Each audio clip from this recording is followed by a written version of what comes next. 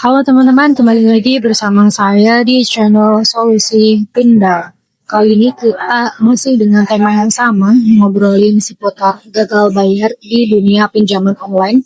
Jadi buat kalian yang sedang galbay dan sedang berjuang melunasi utang tersebut, semoga didatangkan rezeki dari arah yang tak terduga. Amin. Harap semangat ya teman-teman. Oke, langsung aja. Kali ini kita akan ngebahas galbay di pinjaman online legal aplikasi Finplus.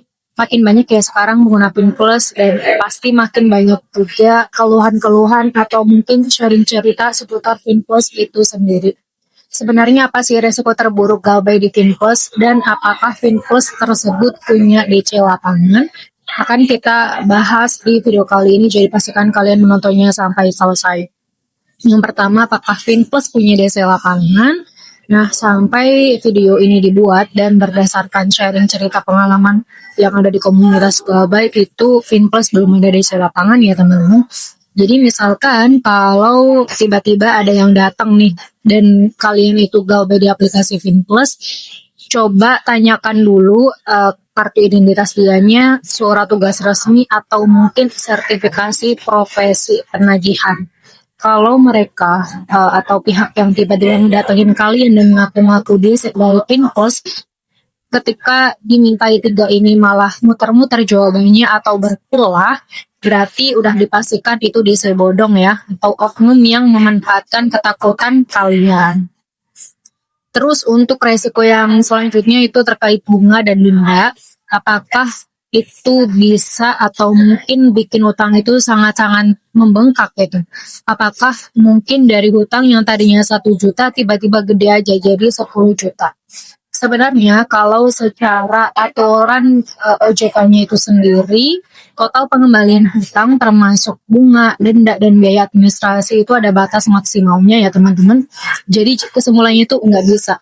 Dia nggak benar tiba-tiba bisa membengkak gitu aja, itu nggak bisa. Karena secara regulasi resmi OJK itu nggak bisa. Ada batas maksimalnya. Dan itu maksimalnya adalah 100% dari hutang pokok. Katakanlah kalian pinjam hutang pokoknya itu 1 juta. Mau nunggak berapa bulan atau berapa tahun pun total yang harus dibayar ya maksimal cuma 2 juta gitu. Nggak bakal membengkak sampai puluhan juta atau lebih dari itu. Masuk ke isu yang sering dipakai buat nakut-nakutin, yaitu awas loh nanti kalau misal nggak bayar tak laporin ke polisi atau dapat surat somasi pengadilan. Nah, secara jalur hukum, polisi dan Slik OJK di Finplus ini, kalau misalkan kalian itu gagal bayar, itu masuknya bisa ya, misal kalian ada masalah di situ, masuknya itu karena perdata, utang piutang, bukan ke arah pidana atau penjara. Jadi itu hanya sekedar gertakan aja teman-teman, kalau misal tiba-tiba ada yang ancam kalian bisa masuk penjara. Selama kalian nggak melakukan penipuan dokumen saat mengajukan pinjaman, kalian itu nggak akan dibawa ke penjara teman-teman.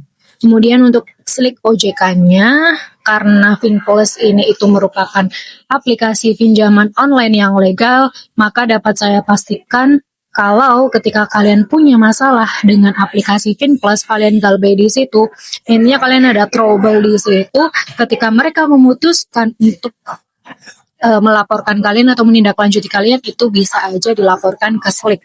Nah, nanti dampaknya apa? Emang kalau bisa masuk ke Slik, ya berarti kalian biasanya akan mengalami kendala ketika ingin mengajukan KPR atau cicilan-cicilan lainnya, misal kendaraan, mobil gitu ya. Tuh, dan ini udah menjadi rahasia umum ya teman-teman tentang Slik OJK ini. Terus udah sih itu aja untuk Finplus ya resikonya. Yang jelas sampai video ini dibuat itu belum ada DC lapangan. Dan sebenarnya ya teman-teman, kalau misal emang kalian itu ada niatan untuk ngelunasin hutang ya, biasanya itu akan dibukakan jalan-jalan lain yang kalian belum pernah menduga sebelumnya.